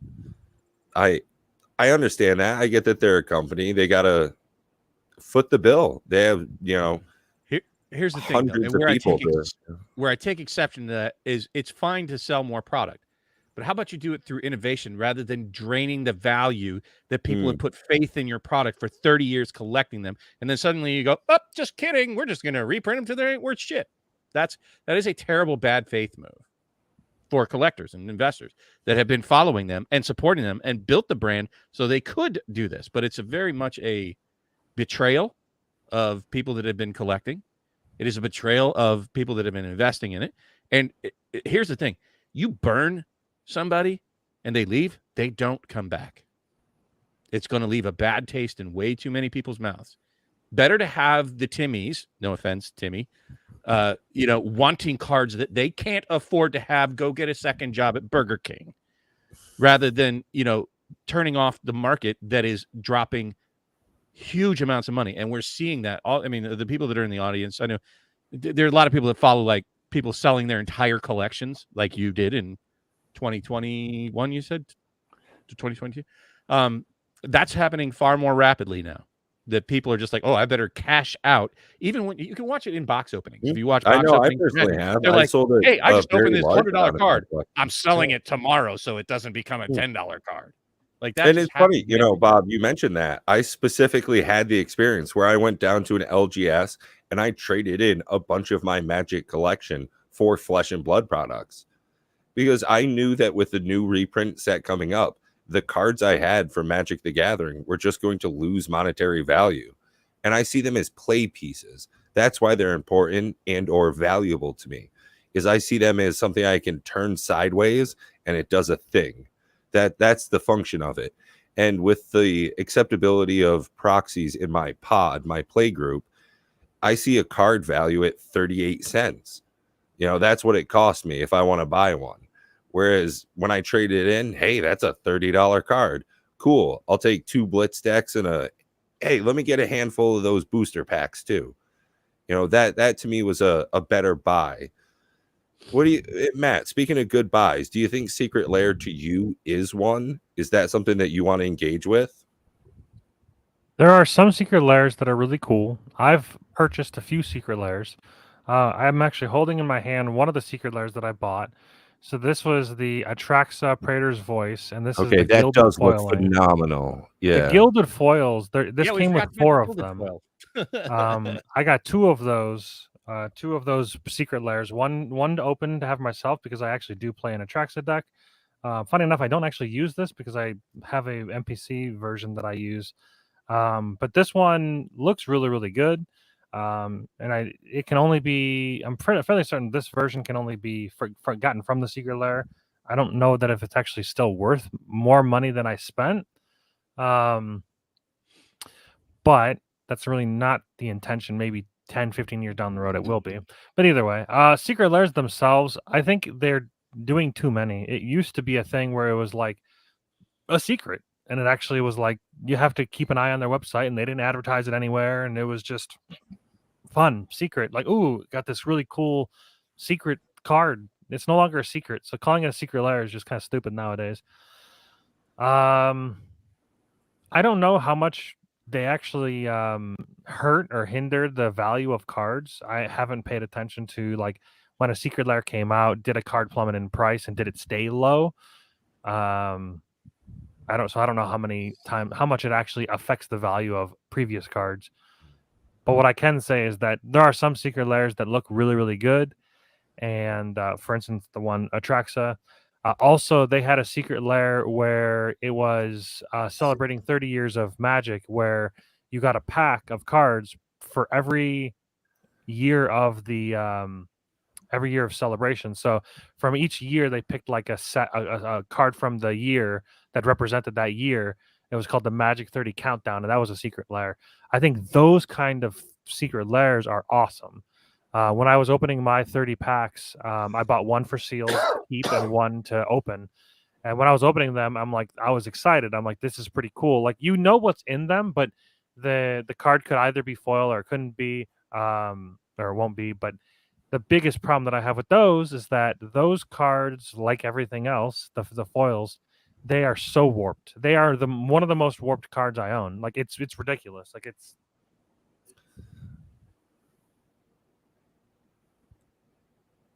You can pick up this stack of cards. This is a little. They come in a little box thing. They have secret lair. It's all fancy, and it came with 30 packs. But I don't have to do anything. I can just show you. Look at that.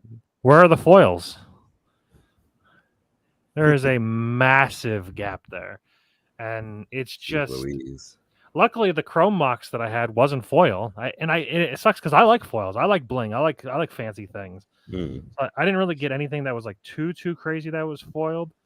But another problem that I had was that I actually damaged one of my cards opening it. I'm fairly certain I damaged it. Right. Yeah, you can see that where the M is, there's a crease because every pack was a single card in a pack. So trying to open that pack without damaging the card was difficult. I ended up eventually, like halfway through the video, I started cutting the tops of the packs to open them. But I don't know. To get back to the secret lair part, I think it's fine. I think that they may be doing too many of them. I like these special things. Make it special. Don't do one every month. Make it like, I don't know, make it like this. Celebrate 30 years of Magic. Have a pack from every year. I think there should have been some variants, but I don't know. Maybe that would have led to more towards more feels bad. I think Bob was really sort of. I heard what you were saying, Bob, and your main issue with Secret Lair was, I guess with the collectors and the investors and the price of the cards. What really left a bad taste in my mouth when WotC started running out that product Secret Lair was I really think it was like a flipping the bird to all the LGS owners. Because I think that was one of the real huge signals to me, and one of many of the reasons why I stopped playing Magic and engaging with it, and the company sort of did this phenomenal shift, was it was basically WotC just saying, we will print singles. We will sell singles to the public, and there ain't nothing you're going to do about it. And 100% true, though. Like LGS's made Magic what it is today. Okay. Sure. Let's be frank. And people like me, I have the fondest memories in card stores growing up. They played such an important part of my life as a child and such an important part of my life as a young adult. And for Magic just to do that to their owners, because let's face it, most stores, they make their money through selling singles. Okay, sure, they sell sealed product, they run events, but where they actually turn a profit, like that covers their expenses, they actually turn a profit from singles. And I think that was just a clear, and the other one was then Magic selling product direct through Amazon. I think that was sort of like the final stake in the ground, telling the LGSs, we don't need you. And, gone were the days where these special reprint variants were given out as promo cards for actually getting people to go out and play your game. Like go to Nats, get yourself an alt art flooded strand, one of the most beautiful cards still to this day. That's where you got these fancy promo versions, and they were rare and they were special. And if you wanted one, you'd have to qualify or attend that event. Again, I think that's a great point. There was a big legacy of judge promos as a really sought after type of card in Magic the Gathering. And now that's actually something. I was just watching a video earlier from Flukenbox, and he had a whole bunch of judge packs from Flesh and Blood.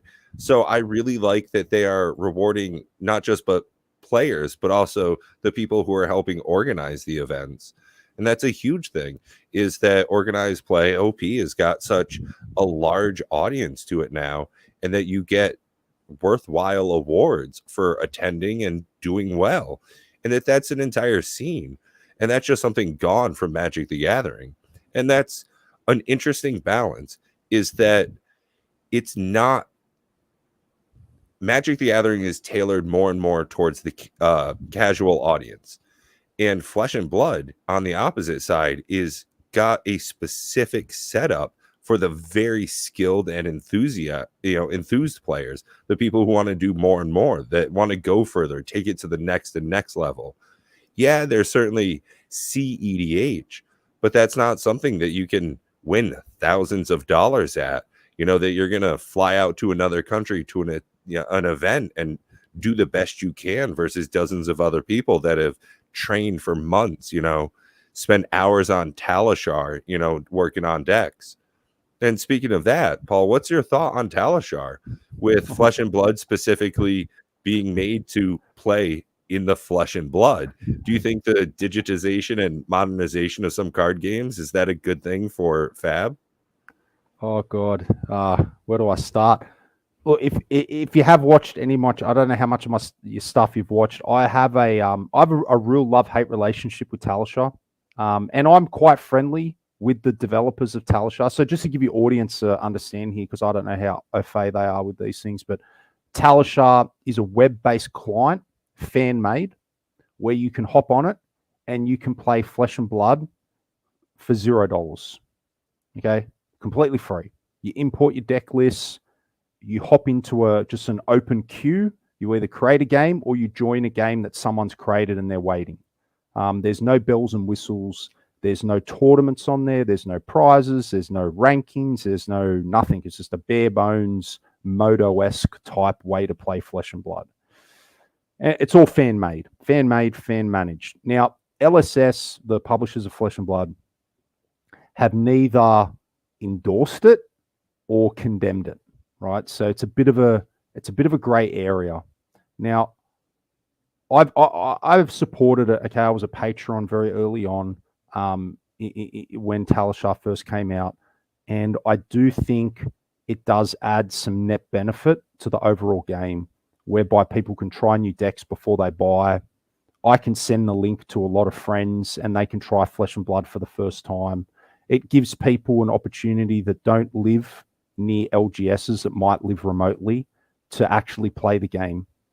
But I have big issues with the platform when they start to mimic in-person play. If they ever started to host events or tournaments, or made it whereby it was a premium way to play the game. So what I'm saying is, I think Talishar needs to remain and should continue to feel like, yeah, this is fine to get some practice in, but it is a bit janky. It is a bit clunky. It isn't the smoothest. I'm not having the best interactions with my opponents all the time. I like that. What I'm getting at, I like that it's not that it's a broken system. Not broken, but I like that it's not polished, and it shouldn't feel like it's the premier way to play the game. Okay, I feel that Talishar should always feel far less optimal than playing in the Flesh and Blood, playing in your LGS. And I think you should walk away from playing Talishar feeling inspired to go to your store and play. If that's taking away that, if Talishar gets to a point where it takes away from that, then I think it's a net bad, and I think LSS should kill it off.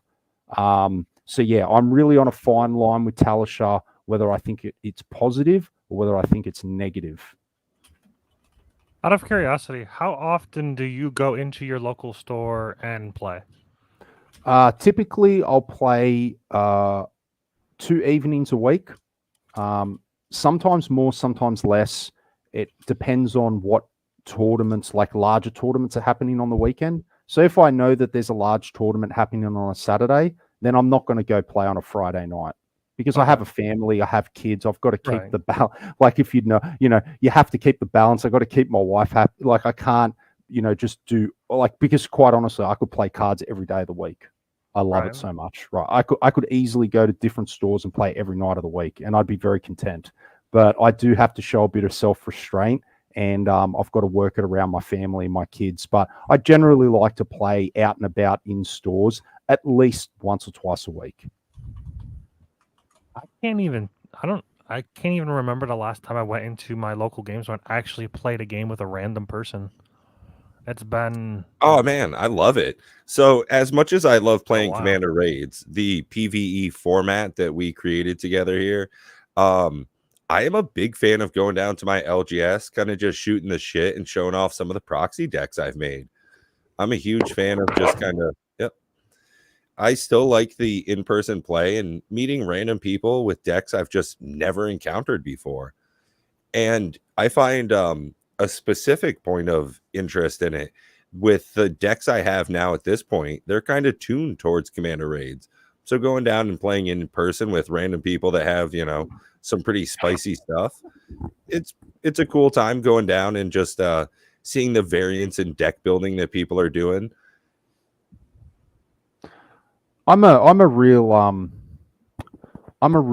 I guess I'm all about the experience with TCGs. I like to call it TCG culture. You know, I was big into that Magic marketing or whatever it is. Like play the game, see the world. I'm big into this. I find something very electric and very tangible about getting in a room with heaps of different people from all walks of life, but where you're there enjoying the same common thing. I think that's so unique, especially in today's world where everyone's isolated and behind computers. I think it's just such a wonderful thing. Whether it's playing Magic, Flesh and Blood, doesn't even matter, right? I just really, really like any game that pushes that type of culture or that type of way to experience life, that gets you out of the house. You convinced me. I'm going to my LGS tomorrow, Paul. You got me. Awesome. I just love it. Like I just think there's something so special about that, and I think the feeling of special increases when the events increase. Like hell, I remember the first time I went to America in 2017. I went to Las Vegas GP. It was like a triple GP. There was 10,000 people in that convention center at one point. Like I can't describe the feeling I had when I walked in there, and there was 10,000 people in this convention center, and we were all there for the one thing, the one hobby. I was meeting people from all over America, engaging, social. Like it was just such an awesome experience, basically, and I just loved it. And I just encourage people, if you can get out to your stores and play games, whether it's Magic or Flesh and Blood, it's such a great thing to do. Yeah, we discovered that, Matt and I, going to Vegas, and the best part of it was the people. I wish I hadn't played so many events. I wish if I could do one thing again, I would cancel half or more of the events that I actually scheduled myself for. And we're going to Gen Con here in just less than a couple months. And I intentionally have only signed up for one event so far. And I don't want to tie myself down, because what I missed out on was some of the gathering with some of the people I really wanted to spend more time with. And when I was at Magic 30 in Vegas with Matt, that's what I'm referring to. We went to the Magic 30 event in Vegas last September, October. Yeah, what a blast too. It happened to be my birthday. Like it was an experience I'll never forget. So that was and not even because it was Vegas. Honestly, Vegas had very little to do with the experience. Vegas was to me, it could have been anywhere else that I wouldn't have given a shit. It was just more about meeting the people, the experience I had with Rob, just being able to go out there, and I don't know, just overall. Prime out there, didn't you? Yeah, I met Prime. We met a lot of people out there. Yeah, we met tons of people out there. DJ Longhair, Peak and Nikachu. Prime. Yeah, we already said Prime. Prime. Yeah. Brody. Yeah, Brody. Yeah. With just all kinds of good people, and that was the experience. Like playing putt with Dual Brain and Stefan. Yeah, it was just that the experience that was fun. But yeah, it's interesting. I agree with you. So I'm going to invite you anytime you want. You have a free room here in my house in Cleveland, Ohio. If you deign to fly to the United States, I don't care if it's for Flesh and Blood or whatever. For Lorcana, yeah, go ahead, Upper Deck. That's very nice of you, Bob. And hey, Hey, don't be surprised if you get an email. I might hold you to that. I was He's like, hey, wait, there's a calling in Ohio. Hold on.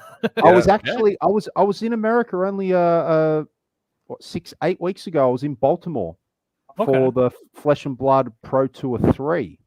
Did you see Rudy there? I did. Yes. Oh, yes. nice. Yeah. Oh, yeah. Yep. Rudy and me have had a few interactions before, so we're big fans of each other. So Cool. I like he's Rudy. Nice. yeah, it was really good. Really good. And I just may, I guess, I'm not really announcing this because it's not 100% certain and it's still a 50-50, but I might be coming back over in the end of August. I may be coming out to Las Vegas and Atlanta because there's 2 events. So in August in Las Vegas, you have the American Flesh and Blood National Championship, and they're also pairing like a calling and a battle hardened to that weekend. And then the weekend before that is a battle hardened and PTI tournament in Atlanta. So I may come out for like a week and a half and do both weekends. Do both, one in Atlanta and one in Vegas. Yeah, maybe. They're separated by a pretty good stretch. They're not close to each other. I know. I'm not going to do. You just need some plane. You just need a plane to drive you. You know. Yeah, and unfortunately, Matt and I are about equidistant away from like both of those. Like they're both very far away from here. But if you Ohio gets events, Ohio does get events for sure. Yeah, sure. They do get events. Down in Columbus. And if I catch myself in Sydney, I'll be giving you a buzz. Hey, I'd love to do that. I'd love to show you around. I'd love to meet. I'd love to go to Australia. I want to say. I almost said I'd love to meet Australia. I'd love to visit Australia. I think that is one of the, besides the bugs, I think that's one of the things that I. Oh, they got snakes too and sharks. Yeah, that's a good point. Y'all got some like stuff that you got some deadly the shit. rest of the world just doesn't have. No, they don't have some stuff. Everything there wants to bite you, kill you, poke you, sting you, poison you. Except for the people, they seem very lovely. I like the Australian people. That is true. Maybe they're just humbled to be alive. Well, they got to battle the elements all the time. It's like, in Vermont, because the winters are so brutal. Like we have a certain familiarity with anybody that's made it like 18 months. If you've been through like 2 winters, like we just accept you in a different way. It's like a strengthening of brotherhood. That's why like all really good comedians from America usually come from like New York or Boston area. Because it's really difficult and it kind of hardens people. That's why, like, we got some, jerks up this way. You're lucky you got such a nice guy from me.